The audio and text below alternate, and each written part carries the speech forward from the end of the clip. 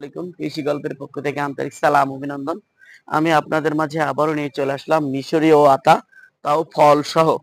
এই ফলের ওজন হয়ে থাকে 400-500 গ্রাম করে।